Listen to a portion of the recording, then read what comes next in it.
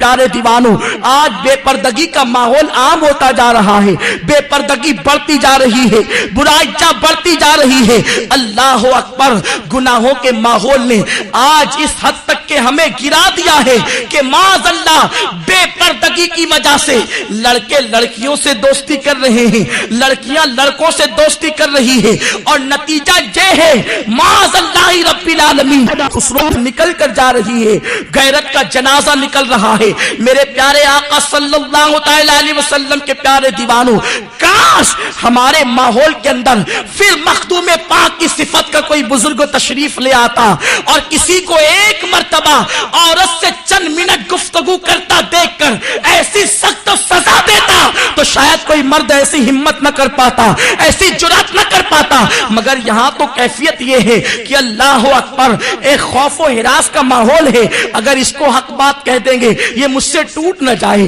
مجھ سے دور نہ ہو جائے، کیفیت یہ ہے۔ اور ان بزرگوں کا عالم یہ تھا، وہ ایسوں کو قریب رکھنا پسند ہی نہیں کرتے تھے جس کے دل کے اندر شریعت کی محبت نہ ہو، جس کے دل کے اندر شریعت کا پاس و لحاظ نہ ہو۔ میرے پیارے آقا صلی اللہ علیہ وسلم کے پیارے دیوانوں، کربلا کی دھرتی سے ہمیں یہی پیغام ملتا ہے، اور صحیح معنی میں شہادت حسین کے مقصد کو ان بزرگوں نے سمجھا تھا جنہوں نے ساری زندگی مقصد حسین کی تکمیل میں گزار دی۔ امام علی مقام کی شہادت پر جو مقصد تھا اس مقصد کو پورا کرنے میں گزار دیا۔ میرے پیارے آقا صلی اللہ تعالی علیہ وسلم کے پیارے دیوانوں، آج جی آپ دیکھیں میدان کربلا کے اندر امام علی مقام علی جد والے صلاۃ و تسلیم، اللہ اکبر، 72 اصحاب کے ساتھ موجود ہے، سامنے 22,000 کا لشکر ہے، مگر اللہ اکبر کیفیت کیا ہے؟ ایک خاتون دوران جنگ اپنے خیمے سے باہر نکلتی ہے، امام اس کو آواز دیتے ہیں، اے خاتون واپس ہو جا، عورتوں پر جہاد فرض نہیں ہے، پردے کی پابندی کرو، اس لیے کہ یہ نانا کا نظام ہے۔ پیارے آقا صلی اللہ علیہ وسلم کے پیارے دیوانوں، آپ میدان کربلا میں دیکھیں کہ امام علی مقام قدم قدم پر تحفظ شریعت کا درس دیتے ہیں، قدم قدم پر شریعت کا تحفظ سکھاتے ہیں۔ میرے پیارے آقا صلی اللہ علیہ وسلم کے پیارے دیوانوں، ایک مرتبہ اللہ اکبر امام علی مقام ان یزیدیوں کے سامنے خطبہ ارشاد فرما رہے تھے کہ حضرت زینب کی رونے کی آواز بلند ہوئی، اللہ اکبر، آپ نے خطبہ روک دیا اور اپنے بھائی حضرت عباس علمدار سے فرمایا جاؤ اور جا کر ان کی آواز کو بند کراؤ اور ان سے کہو کہ رونے کی آواز بلند مت کرو۔ نانا کا فرمان ہے، عورت کی آواز بھی عورت ہے۔ ایسی مصیبت کے عالم میں آواز بلند ہوتی ہے تو نانا کی حدیث یاد دلاتے ہیں۔ اور آج ہم نے امام علی مقام کے خون کو اتنا سستا سمجھ لیا کہ چند درم شربت اور ایصال ثواب کی نیاز ہم نے اس کا بدل قرار دے دیا۔ امام کا خون اتنا سستا نہیں ہے جتنا سمجھ رہے۔ امام کیوں گئے تھے؟ اس مقصد کو مخدوم پاک نے سمجھایا، وہ شریعت کے تحفظ کے لیے گئے تھے۔ اسی لیے تو ایک مرید کو دیکھا کہ ایک عورت سے بے پردہ گفتگو ہو گئی تو نکال باہر کر دیا۔ آج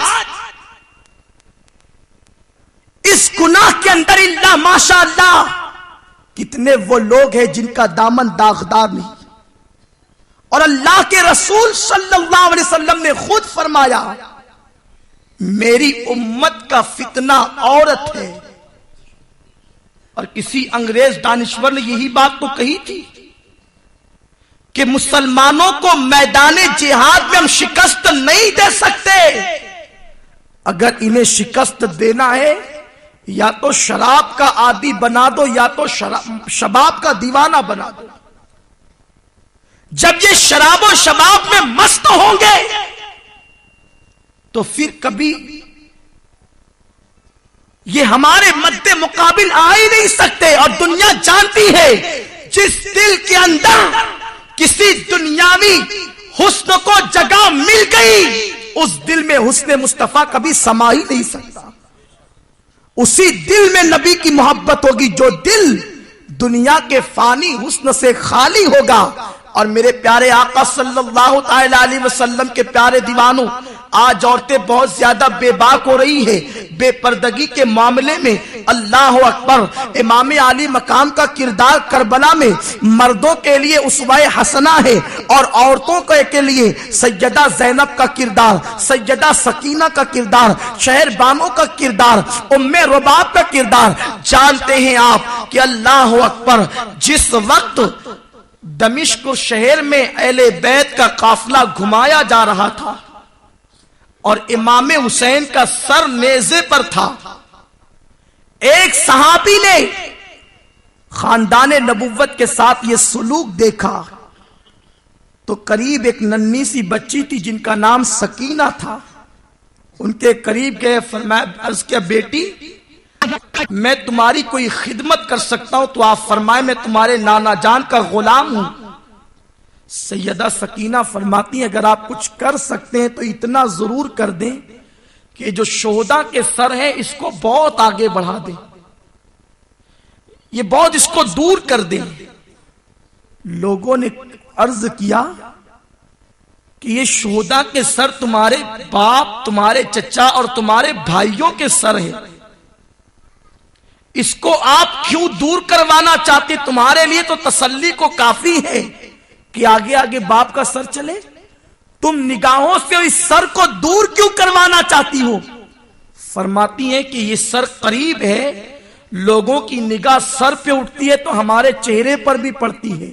मैं ये चाहती हूं ये सर इतने दूर किए जाएं कि लोग सर देखने में मसरूफ रहे और किसी की नजर हमारे चेहरों पर ना पड़े। ऐसी मजबूरी के आलम में खानदाने नबुव्वत की औरतों का किरदार यह था। और आज हमारा क्या हाल है? हम अहले बैत की मोहब्बत का दावा भी करें, रसूल पाक की मोहब्बत का दावा भी करें और वो सारे काम करें जो यजीद करता था, इल्ला माशाअल्लाह। आप देखें यजीद का किरदार क्या था, यजीद का कैरेक्टर क्या था। सिर्फ 10 दिन महफिल हुसैन सजाकर हम इमाम की बारगाह में खिराज अकीदत ही नहीं पेश कर सकते। उनकी रूह उस वक्त खुश होगी जब शहादत हुसैन को हम समझने की कोशिश करेंगे, मकसद इमाम को समझने की कोशिश करेंगे। यजीद वो पहला मरदूद इंसान है उम्मते मुहम्मदिया में जिसने शराब की हुर्मत के बाद अलल ऐलान शराब पिया। शराब की हुर्मत के बाद अलल ऐलान शराब पीने की जुर्रत किसी ने नहीं की। यजीद ने अलल ऐलान शराब को रिवाज देना चाहा। यजीद वो इंसान है जिसने अपने दरबार में बाज़ाब्ता तौर पर मुजरा सुनने के लिए लड़कियों को रखा। यजीद बंदर नचाता और बांसुरी, यजीद ने म्यूजिक को रिवाज देने की कोशिश की थी। यजीद खाला, फूफी और सौतेली मां के साथ निकाह को रवा रखता था। यजीद अल्लाह अकबर, पास मौर्रिखीन ने यह भी लिखा है कि वो सबसे पहला इंसान है जिसने दाढ़ी कटाई। मेरे प्यारे आका सल्लल्लाहु अलैहि वसल्लम, यजीद लड़कों के साथ बदफेली करता। यजीद माज़अल्लाह ज़िना के हवाले से इतना बेबाक था कि कभी कभी उसके दरबार में ऐसी वारदात हो जाती और उसको बहुत हल्का समझा जाता। ये कैरेक्टर और किरदार यजीद का था। ये सारे काम वो करने के बाद इमाम आली मकाम से मुतालबा कर रहा था कि आप अपना हाथ मेरे हाथ में देकर मेरे गंदे और गलत कैरेक्टर की तायीद करें। यह उससे मुतालबा था जिसने नबुव्वत वाली गोद में परवरिश पाई थी। यह उससे मुतालबा था जिसने खातून जन्नत की गोद में परवरिश पाई थी। यह उससे मुतालबा था जिसको दीन की हिफाजत ही के लिए पैदा किया गया था। गोया के इमाम आली मकाम ने यह फरमाकर सबक दे दिया, ये सर तो कट सकता है मगर ये हाथ کسی زانی کے ہاتھ میں نہیں جا سکتا، یہ ہاتھ کسی شرابی کے ہاتھ میں نہیں جا سکتا، یہ ہاتھ کسی بے نمازی کے ہاتھ میں نہیں جا سکتا۔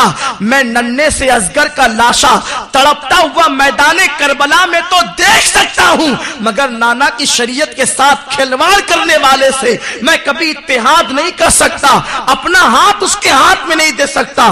اب میں تھوڑی سی آپ کی توجہ چاہتا ہوں، یزید امام کا ہاتھ اپنے ہاتھ میں مانگ رہا تھا، شرابی ہونے کی وجہ سے، جواری ہونے کی وجہ سے، لڑکیوں سے مجرا اور گانا سننے کی وجہ سے، میوزک سننے کی وجہ سے امام نے اپنا ہاتھ اس کے ہاتھ میں دینا پسند نہیں کیا۔ اور ہمارا یہ اور آپ کا یہ عقیدہ ہے، جب ہم مرید ہوتے ہیں تو پیر کے ہاتھ میں اپنا ہاتھ دیتے ہیں، پیر کے ہاتھ سے ہمارا ہاتھ غوث اعظم غریب نواز تک پہنچتا ہے، اور ان سے سلسلہ در سلسلہ یہ ہمارا ہاتھ امام حسین کے ہاتھ میں پہنچتا ہے۔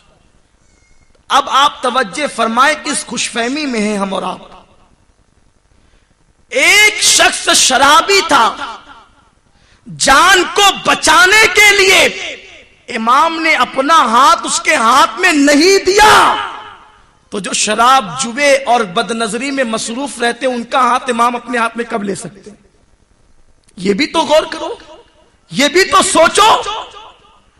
آج ہماری اس بدعملی نے ہمارے دین کو بدنام کر دیا، دین ہماری وجہ سے بدنام، شریعت ہماری وجہ سے بدنام، مسلک اہل سنت ہماری وجہ سے بدنام۔ ہمارے غلط کردار، غلط کیریکٹر، غلط رسمیں اور بری عادتوں سے ہم خود اپنے دین کو بدنام کر رہے ہیں۔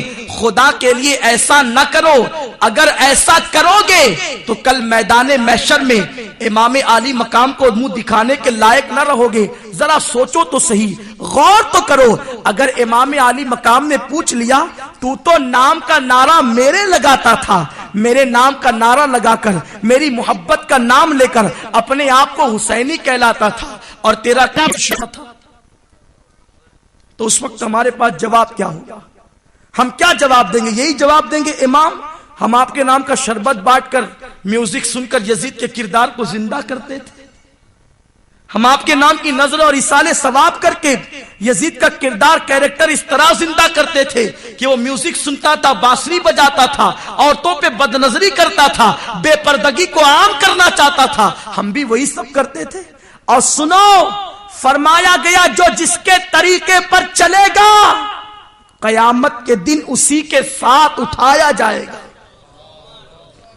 اگر کردار یزید، اللہ نہ کرے 100 بار ایسا نہ ہو کہ یزید کے ساتھ اٹھنا ہوا، تو ہمارا ٹھکانہ کہاں ہوگا؟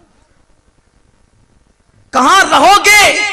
اور یہ بھی سن لو، یہ کہہ کر دل کو تسلی مت دینا یزید کچھ بھی تھا، مسلمان تو تھا، یہ دل کو تسلی مت دینا کہہ کے۔ تینوں ائمہ نے اس کے کفر پر اتفاق کیا ہے، اور ہمارے امام اعظم نے کافر نہیں کہا تو مسلمان بھی نہیں کہا۔ یزید جہنمی ہے، اور یزید نے معاذ اللہ مدینہ منورہ میں ایسی بدکاری پھیلائی کہ 3 دن اور 3 رات تک مدینہ منورہ کی عورتوں کے ساتھ اس نے زنا بالجبر کروایا۔ فرمایا گیا جس سے تقریباً 10,000 بغیر باپ کے بچے پیدا ہوئے۔ یزید وہ بدترین انسان ہے جو جہنم کا پلندہ ہے، جو جہنمی ہے، جس نے مدینہ الرسول کو تاراج کیا، وہ مدینہ جہاں ہوائیں بھی ادب سے چلتی ہے، وہ مدینہ منورہ جہاں سید الملائکہ اپنے پروں کو سمیٹ کر آتے ہیں، اس مدینے کی تقدس کو اور اس کی حرمت کو پامال کرنے والی ذات کا نام یزید ہے۔ اب بتاؤ، اگر قیامت کے دن برے اعمال سے توبہ نہ کرنے کی وجہ سے یزید کے ساتھ اٹھے تو حشر کیا ہوگا؟ یہ نازک سا وجود جو مچھر اور چونٹی کے کاٹنے کو برداشت نہیں کرتا، یہ وجود اللہ کے اس سخت ترین عذاب کو کیسے برداشت کر سکے گا؟ اے دیوان گان عشق رسول توبہ کرو، اپنے برے کیریکٹر سے سے توبہ کرو, اپنے برے عمل سے توبہ کرو. اگر دین کو اپنے کردار سے فائدہ نہیں پہنچا سکتے تو نقصان بھی نہ پہنچاؤ, اپنے دین کو نقصان بھی نہ پہنچاؤ. آپ کو معلوم ہوگا کہ سنی دعوت اسلامی کا ہر سال سنی اجتماع انگلینڈ کی سرزمین پر منعقد ہوتا ہے. کچھ سال پہلے حضرت امیر سنی دعوت اسلامی جب اس اجتماع سے واپس آئے تو حضرت نے ایک دردناک واقعہ بیان فرمایا جو آپ کی اور ہماری عبرت کے لیے میں پیش کرتا ہوں. حضرت نے فرمایا کہ میں نے وہاں پر ایک منظر دیکھا اور مجھے وہاں پر ایک بات بتائی گئی. بات یہ تھی کہ سیرت کی کتابوں کو پڑھ کر اور صحابہ کی استقامت کو پڑھ کر ایک عیسائی نوجوان مسلمان ہوا. ایک عیسائی نوجوان نے اسلام کا کلمہ پڑھا اور اسلام کا کلمہ پڑھ لینے کے بعد جب وہ گھر پہنچا تو ماں باپ نے کہا کہ تو مسلمان ہو چکا ہے, مسلمان کے لیے اس گھر کے اندر کوئی جگہ نہیں, اس لیے ہم تیرے لیے کوئی جگہ نہیں رکھ سکتے, یہاں سے چلا جا. وہ وہاں سے نکلا, اس نے صحابہ کی استقامت کو پڑھا تھا اور صحابہ پر ہونے والے ظلم کی داستان اس نے پڑھنے کے بعد اپنے آپ کو اتنا مضبوط کر لیا تھا, کچھ بھی ہو جائے اسلام کا دامن نہیں چھوڑوں گا, ہر تکلیف برداشت کروں گا, ہر مصیبت برداشت کروں گا, ہر درد برداشت کروں گا, ہر غم برداشت کروں گا, مگر اب دامن رسالت میرے ہاتھوں سے نہ چھوٹے گا, دین کا دامن نہیں چھوڑوں گا. اور پھر اس کے بعد وہ گھر سے نکلا ماں باپ کو چھوڑ کر اور ایک کمپنی میں آیا اور آنے کے بعد ساری داستان بتائی کہ میں مسلمان ہو چکا ہوں اور مجھے گھر سے نکال دیا گیا, اگر مجھے یہاں پر جاب مل جائے تو میں اپنی زندگی کو اچھے سے گزار سکتا ہوں اور چند دنوں کے بعد پھر میں خود ایک مکان خرید لوں گا اور وہاں پر رہ سکتا ہوں. اب اسے کمپنی کے اندر جاب دے دیا گیا, مسلمانوں کی وہ کمپنی تھی, وہاں پر اسے رکھ لیا گیا. اور پھر کیا تھا, چند دن اس نے کمپنی میں کام کیے, وہ دیکھتا اذان ہوتی مسلمان ہنسی مذاق ٹھٹا بازی کرتے, اذان کی کوئی تعظیم نہیں, اذان کا کوئی احترام نہیں. حالانکہ فرمایا گیا جو اذان کو سن کر بے توجہی کرے, اذان کا جواب نہ دے, اس کی تعظیم نہ کرے, اگر وہ مرے گا تو ڈر ہے کہ اس کا خاتمہ کفر پر ہوگا. وہاں اذان کے وقت تو ہنسی مذاق ٹھٹا بازی, اس کو تعجب تھا یہ ساری چیزیں دیکھ کر. اور پھر نماز کا کوئی اہتمام نہیں, یہ اکیلا جاتا نماز پڑھاتا. ایک دن اس کے پاس کمپنی کے نوجوان لڑکے آئے جو مسلمان باپ کے گھر میں پیدا ہوئے تھے, وہ پیدائشی مسلمان تھے, ان کو اسلام کے حصول کے لیے کوئی قربانی نہیں دینی پڑی تھی. آئے اور آ کر کے کہا یار تم تو پہلے عیسائی تھے سنائے. اس نے کہا ہاں مگر الحمدللہ اب میں مسلمان ہوں. تو کہا ہم نے سنا ہے تم عیسائی تھے, تو ظاہر سی بات ہے تم سیٹرڈے نائٹ منانے کے لیے کسی کلب میں تو پہلے جاتے ہی ہوں گے. کیا تم یہ بتا سکتے ہو کہ زیادہ خوبصورت لڑکیاں اور عیاشی کا سامان فراہم کرنے والی کلب کون سی ہے, کہاں جا کر ہمیں زیادہ اپنے دل کی خواہشات نکالنے کا موقع ملے گا, اور خوبصورت لڑکیاں کہاں زیادہ ملے گی. اس نے کہا ارے یہ ساری چیزیں تو اسلام میں حرام ہیں, تم یہ بات کیسی کر رہے ہو. انہوں نے کہا چھوڑ یار کیا پرانے دور کی بات کرتا ہے, چل جوانی تو عیش کے لیے ہے, وہاں چل کے عیش کریں گے, یہ مولویوں والی بات نہ کر. اور پھر اسے خوب ورگلایا. وہ کوئی مفتی اور کوئی ولی تو تھا نہیں کہ لوگوں کے ہر سوال کا جواب دیتا انہیں خاموش کرتا, وہ نو مسلم تھا. شیطان نے غلبہ کے ساتھ وہ بھی نائٹ کلب میں پہنچا. سیٹرڈے کی نائٹ خوب دھوم دھام سے عیاشیاں کرتے ہوئے گزاری. جب صبح ہوئی یہ لڑکے شراب کے نشے میں اپنے گھر کو چلے, اور یہ شراب کے نشے میں اپنے گھر کو چلا. جب پیر کے دن وہ کمپنی میں نہیں آیا تو مینیجر نے فون کر کے کہا یار تم کہاں ہو. اس نے کہا خبردار اب مجھے فون مت کرنا, عیسائی ہو کر واپس آ چکا ہوں. جو دین اتنی گندگی سکھاتا ہو میں اس دین سے وابستہ نہیں رہنا چاہتا. میں نے دیکھ لیا کتابیں کچھ اور کہتی ہے اور تمہارا دین کچھ اور کہتا ہے. میں پوچھنا چاہتا ہوں مسلمانوں بتاؤ جو اس نے تاثر لیا کیا وہ تاثر حقیقت تھا؟ ان کے کردار سے جو وہ بدزن ہو کر اسلام سے بدزن ہوا کیا وہ معاملہ صحیح تھا؟ قسم خدا کی اس میں جو قرآن میں موجود ہے، جو شریعت مطہرہ بتا رہی ہے، جو سیرت کی کتابیں بتا رہی ہے، مگر وہ ساری چیزیں دیکھ کر اگر وہ بدزن ہوا تھا تو مسلمانوں کا کردار دیکھ کر کہیں ایسا تو نہیں ہے کہ ہمارے کردار کو دیکھ کر بھی کوئی بدزن ہو رہا ہو، ہمارے کیریکٹر کو دیکھ کر کوئی دین سے دور ہو رہا ہو۔ ہندوستان کی سرزمین پر مسلمان بنانا جتنا آسان ہے اتنا آسان کسی اور زمین پر نہیں ہے، اس لیے کہ نبی اکرم صلی اللہ علیہ وسلم کی 23 سالہ زندگی کے اندر کم و بیش 1,24,000 مسلمان نظر آتے ہیں، اور ہندوستان کی سرزمین پر ایک معین الدین 90 لاکھ کو کلمہ پڑھاتے نظر آتے ہیں۔ وجہ کیا ہے؟ وہاں کی زمین سخت ہے، وہاں کے لوگ اسلام کی طرف آنے میں تحمل کرتے ہیں، یہاں کی زمین نرم ہے، یہاں کے لوگوں کے دل نرم ہے، تھوڑی سی محنت پر بہت سارا کام ہو سکتا ہے۔ ہم چلتے پھرتے اپنے کردار سے، اپنے کیریکٹر سے دین کی تبلیغ کر سکتے ہیں۔ ارے دیوانگان عشق رسول، سنتوں میں اپنے آپ کو رنگ لو اور نکل جاؤ گلی کوچوں میں، کچھ کہنے کی ضرورت نہیں، بتا دو دنیا کو اپنے کردار سے۔ ارے جب حسین پاک کے غلاموں کا کردار اتنا خوشبودار ہے تو کربلا والوں کے کردار کا عالم کیا ہوگا؟ اپنے کیریکٹر سے نبی اور آل نبی کا کردار یاد دلا دو۔ مخدوم پاک نے یہی تو کیا، سمنا کے تاجدار نے یہی تو کیا، مگر افسوس آج ہمارے کیریکٹر سے ہمارا دین بھی بدنام ہو رہا ہے۔ جو غیر مسلم ہے وہ بدزن ہو رہے ہیں، اور جو مسلک کے اعتبار سے اجنبی ہے وہ بھی دور ہو رہے ہیں۔ سنو، اہل سنت کا نقصان وہابیت اور تبلیغی جماعت کی محنت سے نہیں ہو رہا ہے، ہماری بدعملی سے ہو رہا ہے۔ ہماری بدعملی کو دیکھ کر لوگ ٹوٹے، تبلیغی جماعت کی محنت سے نہیں ٹوٹے۔ کہاں جا رہے ہو؟ کس رستے پہ چل پڑے ہو؟ سن لو، مخدوم پاک، غوث پاک اور خواجہ اعظم کے مشن کو ہر گھر تک پہنچانے کا نام سنی دعوت اسلامی ہے۔ سنی دعوت اسلامی آپ کو اسی طرف لے جانا چاہتی۔ آپ دیکھیں، میں آپ سے پوچھتا ہوں، برا نہیں مانے اور بڑی ذمہ داری سے کہتا ہوں، جس حسین پاک کے نام پہ تم ڈھول بجاتے وہ میرے دادا ہیں۔ اپنے باپ کی برسی پہ کبھی ڈھول بجایا؟ جو ڈھول بجاتے میں ان سے پوچھتا ہوں کہ وہ اپنے باپ کی برسی پہ ڈھول بھی بجاتے؟ کہاں محبت کا معیار کیا متعین کیا ہے؟ اگر کوئی یہ کہہ دے کہ سنی دعوت اسلامی کے مبلغین اہل بیت کی توہین کرتے ہیں، سنو، بڑی ذمہ داری سے اہل بیت کے خاندان کا ایک فرد آج آپ سے مخاطب ہے، میں آپ سے گفتگو کر رہا ہوں۔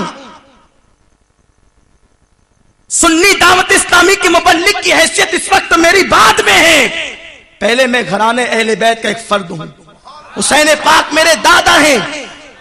سنی دعوت اسلامی اہل بیت کی دشمنی نہیں سکھا سکتی، اور سنو یہ بھی کہ ہمارا خاندان ایسا نہیں کہ چلتے پھرتے سید ہو گئے۔ اورنگزیب علیہ رحمت و رضوان، حضرت خواجہ نظام الدین اولیاء کے خلیفہ حضرت سید شاداد ہمارے شہر میں ایک ولی ہیں، ان کے آستانے پر آئے، آپ کو پتا چلا کہ یہاں حسنی حسینی سادات رہتے ہیں، ملاقات کے لیے تشریف لائے ہمارے آبا و اجداد سے، اور پیتل کے سکے بنا کر کے دیے کہ یہ آپ کی سیادت کی تصدیق بھی ہے، اور آج سے آپ لوگوں کو شہر کا قاضی مقرر کیا جاتا ہے۔ آج بھی ہمارے پاس وہ ثبوت موجود ہے، اورنگزیب کہتا کردہ۔ تو اورنگزیب جیسے جلیل القدر مجدد نے اور بادشاہ وقت نے ہمارے خاندان کو سیادت کے حوالے سے مانا ہے۔ میں اپنی سیادت کی تعریف کرنے نہیں بیٹھا، لیکن اب میں جو کہتا ہوں وہ یہ ہے کہ میرے بعد یہ مت کہنا کہ سنی دعوت اسلامی والے اہل بیت کی توہین سکھاتے ہیں۔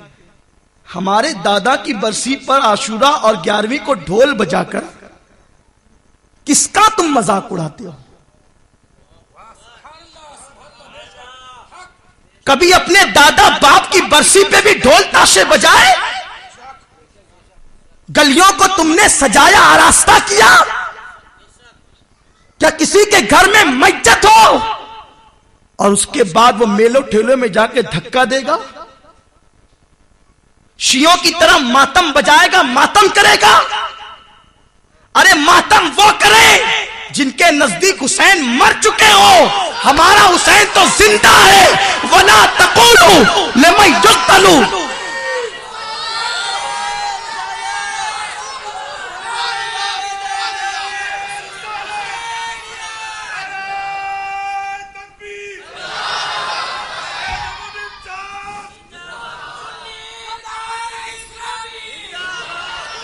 حسین کل بھی زندہ تھے، آج بھی زندہ ہے اور قیامت تک زندہ رہیں گے۔ حسین زندہ ہے ہماری محفلوں میں، حسین زندہ ہے ہماری نمازوں میں، حسین زندہ ہے ہماری اذانوں میں، حسین زندہ ہے ہماری صبح میں، حسین زندہ ہے ہماری شام میں۔ شفق پر سرخی حسین کی زندگی کی ضمانت دیتی ہے، افق کا جمال حسین کی زندگی کی علامت ہے۔ جب تک دین زندہ رہے گا، جب تک اذانیں ہوتی رہے گی، حسین زندہ ہے اور زندہ رہے میں مرگ یزید ہے، اسلام زندہ ہوتا ہے ہر کربلا کے بعد۔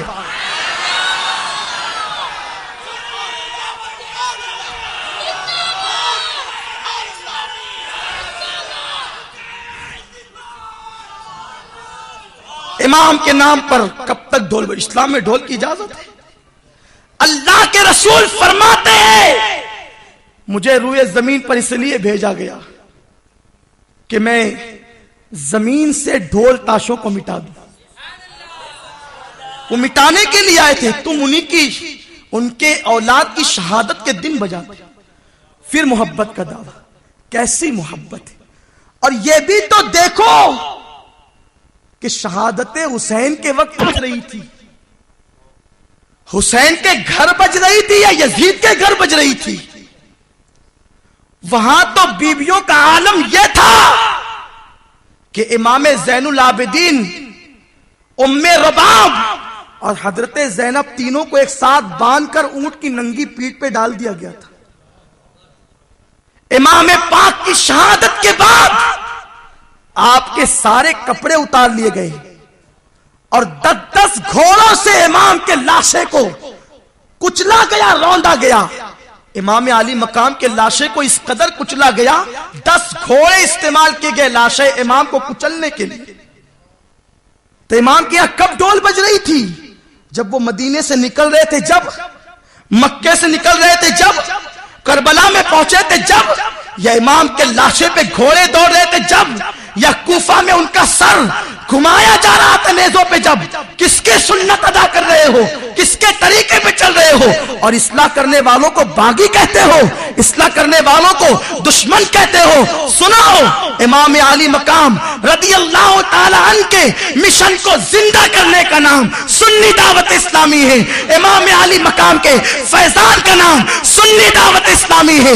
امام علی مقام کے مشن کو گھر گھر پہنچانے کا نام سنی دعوت اسلامی ہے۔ ہمارا کام پیغام امام کو زندہ کرنا ہے، پیغام امام کو پہنچانا ہے، پیغام امام کو گھر گھر پہنچا دینا ہے، یہ ہماری سب کی ذمہ داری ہے۔ اور سنو، اگر سنیوں نے خرافات اور بدعات سے توبہ کی، جو لوگ مبتلا ہیں، اور واقعی جو مشن امام حسین ہے اگر اس پر عمل کرنے کے لیے تیار ہو گئے، قسم خدا کی جتنے گئے سب لوٹا سکتے۔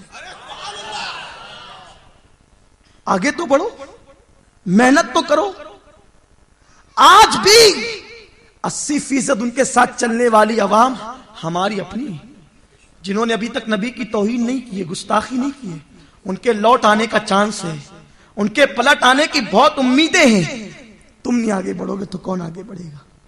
اس لیے آؤ، سنی دعوت اسلامی کے قریب آؤ۔ سنی دعوت اسلامی سادات کی تعظیم بھی سکھاتی ہے، اہل بیت کی محبت، اور یہ کوئی چیز بتانے والی نہیں ہے، اس کا تعلق تو دین سے۔ سیدوں کی تعظیم نہیں کرتے، یہ ہمارا ایمان ہے تعظیم کرنا، یہ ہمارا دین ہے تعظیم کرنا۔ اہل بیت کی فضیلت بیان کرنا، ان کی شان بیان کرنا، یہ ہمارا مذہب ہے، مسلک ہے۔ امام احمد رضا نے ہمیں یہی سکھایا ہے کہ اہل بیت کی تعظیم کرو، اہل بیت کا احترام کرو۔ ارے آپ نے نہیں دیکھا ایک مزدور سید کو پالکی میں بٹھا کر اپنے کاندھے پہ سوار کر کے لے کر کے اللہ کا طریقہ بتایا. جب سید مزدور ہو اور اللہ اکبر زیادہ پڑھا لکھا نہ ہو تو اس کی تعظیم اور احترام کا یہ عالم ہے. اگر اعلی حضرت کے دور میں مخدوم اشرف موجود ہوتے تو کیسی تعظیم کر کے بتاتے, کیسی تعظیم کر کے دکھاتے. اور مخدوم پاک بظاہر ظاہری حیات میں تو نہ تھے, مگر ان کے مانوی فرزند کی اولاد میں حضرت سیدنا علی حسین اشرفی میاں موجود تھے. کیسی تعظیم کر کے دکھائی, کیسا احترام کر کے دکھایا. ایک مرتبہ سرکار اعلی حضرت امام عشق و محبت کھڑے ہو گئے. کسی نے پوچھا حضور آپ ایک اہم کام میں مصروف تھے, کھڑے کیوں گئے؟ فرمایا یہاں سے ٹرین سے ایک آلے رسول گزر رہے تھے, ان کی تعظیم میں کھڑا ہو گیا. وہ کون تھے؟ فرمایا وہ کچوچا کے صاحب سجادہ حضرت علی حسین اشرفی میاں تھے. اعلیٰ حضرت کی نگاہیں تھی ٹرین میں گزرنے والے سیدوں کی بھی اس کو دیکھتے, اس کے آگے ہاتھ باندھتے ہو, وہ تو وہاں تک دیکھتے تھے جہاں تک تمہاری نظر بھی نہیں جاتی. اعلیٰ حضرت نے جیسی سادات کی تعظیم کی ویسی نہ کسی نے کیا اس صدی میں, نہ کر سکتا ہے. امام اہل سنت ہی نے تو کہا ہے تیری نسل پاک میں ہے بچہ بچہ نور کا, تو ہے عین نور, تیرا سب گھرانہ نور کا. اور اعلیٰ حضرت اتنی تعظیم کرتے تھے تو سادات ان کی مخالفت نہیں کرتے تھے, ان کی مخالفت کا نعرہ نہیں لگاتے تھے. سنو, حضرت علی حسین اشرفی میاں 25 صفر کو جمعہ کا وضو فرما رہے تھے. جمعہ کے وقت وضو کرتے کرتے رونے لگے, آنکھ سے آنکھ. کہا حضور بے موقع کیوں روتے ہیں؟ فرماتے میں دیکھ رہا ہوں کہ قطب الارشاد کا جنازہ فرشتے لیے جا رہے ہیں. کہا حضور کس کا جنازہ؟ کہا بریلی کے امام اہل سنت اعلیٰ حضرت اس دنیا سے پردہ فرما گئے, میں ان کا جنازہ آسمان پہ جاتے دیکھ رہا ہوں. اگر وہ آل رسول کی اتنی تعظیم کرتے تھے تو نبی کے شہزادگان وہ تو نوازنے میں بڑے سخی ہوتے ہیں. کوئی ان کو قطرہ دیتا ہے تو وہ دریا عطا کرتے ہیں. سخاوت تو گھرانے سے ملی ہے, وراثت میں ملی ہے. امام نے یہ تعظیم کر کے دکھائی. اور علی حسین اشرفی میاں رحمت اللہ تعالیٰ کو قطب الارشاد فرما رہے ہیں اور آسمان کی طرف جنازہ لیا جا رہا ہے, اس کی خبر دے رہے ہیں. ابھی کوئی فون نہیں آیا, کوئی تار نہیں آیا, کوئی خبر نہیں ہوئی, اور آپ فرما رہے قطب الارشاد کا جنازہ فرشتے لیے جا رہے ہیں.